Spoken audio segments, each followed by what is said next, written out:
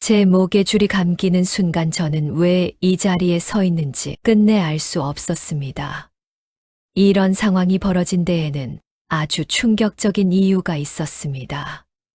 차가운 바람이 목덜미를 스쳐가며 줄이 서서히 죄어올 때 저는 제가 어떤 죄를 지었는지 끝내 떠올릴 수 없었습니다. 조선 500년 동안 왕실 여인이 교수형을 받은 적은 단 한 번도 없었습니다. 왕실 여인은 사약이 원칙이었고 그것이 마지막 존엄이었습니다. 그런데 저는 사약이 아니라 가장 낮고 가장 치욕적이라 여겨지는 교형을 받게 되었습니다. 저는 세종의 정일품 귀인이었고 세 아들의 어머니였으며 어린 단종을 품에 안아 키운 유모였습니다. 저는 나라를 뒤흔든 자도 아니었고 왕위를 탐한 적도 없었습니다. 그저 한 아이의 어머니로 살았을 뿐이었습니다. 그러나 제게 내려진 것은 반역이었습니다. 줄이 목을 감싸던 그 순간 저는 알 수 없었습니다. 왜 나 같은 사람이 이 자리에 섰는가? 왜 나의 사랑이 죄가 되었는가? 시간이 천천히 뒤로 흘러갔습니다. 제가 처음 궁에 들어오던 시절이 떠올랐습니다. 청주 양씨 가문은 크지도 작지도 않은 소박한 양반 가문이었고 저는 궁녀로 들어왔다가 간택이 아닌 승은으로 후궁이 되었습니다.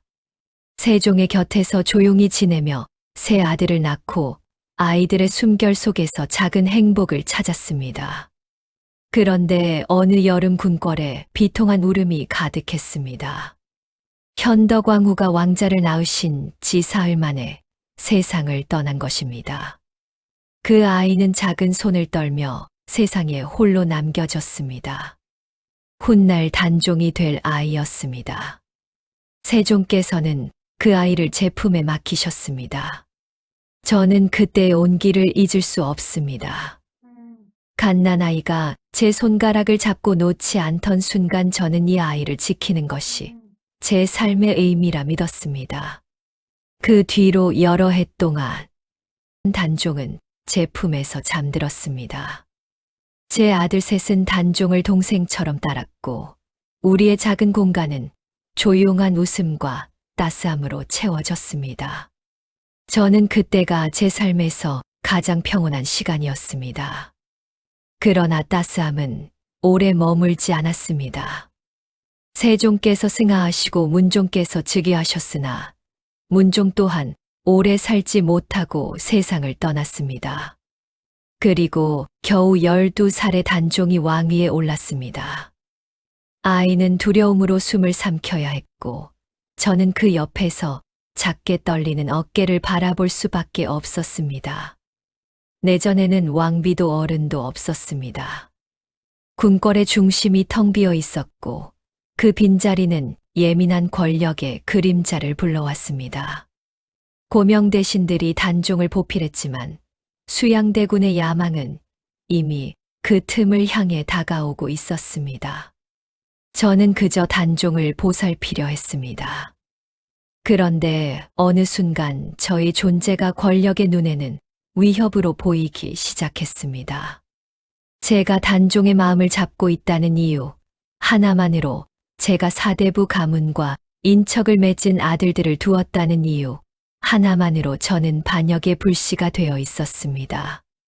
계유정난이 일어나고 김종서와 황보인 등 단종을 지키던 대신들이 피를 흘리며 쓰러졌습니다. 궁궐에는 비명이 가득했고 단종은 어린 두 눈으로 모든 것을 견뎌야 했습니다. 그 혼란 속에서 저는 단종에게 더 다가섰고 단종도 저를 더 의지했습니다. 그런데 그 따스함이 수양대군에게는 불편한 그림자가 되었습니다. 저를 중심으로 단종계 세력이 생겨난다는 의심이 퍼졌습니다. 저는 그저 아이를 걱정했을 뿐인데 제 마음은 정치로 뒤집혀 버렸습니다. 결국 저와 제 아들들 그리고 금성대군이 단종을 다시 세우려 한다는 고변문이 올랐습니다. 그것이 진실인지 누군가 꾸민 것인지 저는 알지 못했습니다.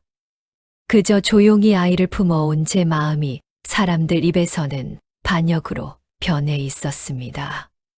세조는 왕위에 오른 뒤 저를 청풍으로 유배 보냈습니다. 한남군과 영풍군과 수춘군도 각각 다른 곳으로 끌려갔습니다. 초라한 초막에서 저는 매일 단종을 떠올렸습니다. 그 아이는 아직도 혼자 있겠지. 무서울 텐데. 제가 없다는 사실이 아이의 마음을 더 무겁게 할 텐데. 그 생각뿐이었습니다.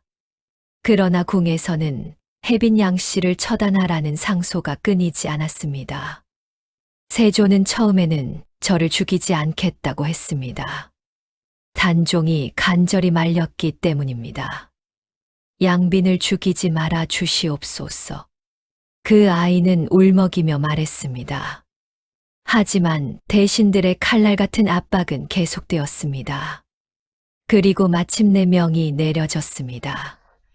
혜빈 양씨 사사하라. 사약을 예상했지만 형장에는 밧줄이 준비되어 있었습니다.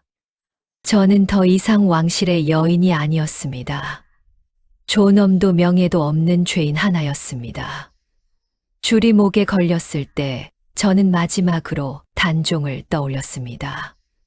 어머니를 잃은 날부터 제 품에서만 울지 않던 그 아이. 두 눈을 감고 떨던 그 작은 숨결. 지켜주지 못해 미안합니다. 그 말만 가슴에서 흘러나왔습니다. 제 발 아래판이 흔들리며 제 삶은 끝났습니다. 그러나 제 이야기는 끝나지 않았습니다. 제 이름은 왕실과 역사에서 지워졌지만 시간은 모든 진실을 묻어두지 않았습니다. 중종시대 제 증손자가 무릎 꿇고 말했습니다. 증조할머니는 역적이 아니었습니다. 명예를 회복해 주시옵소서. 그 말로 조선은 다시 저를 불러냈습니다. 숙종시대에는 관직과 봉호가 회복되었고 정조는 제 시호를 고치며 직접 유문을 지었습니다.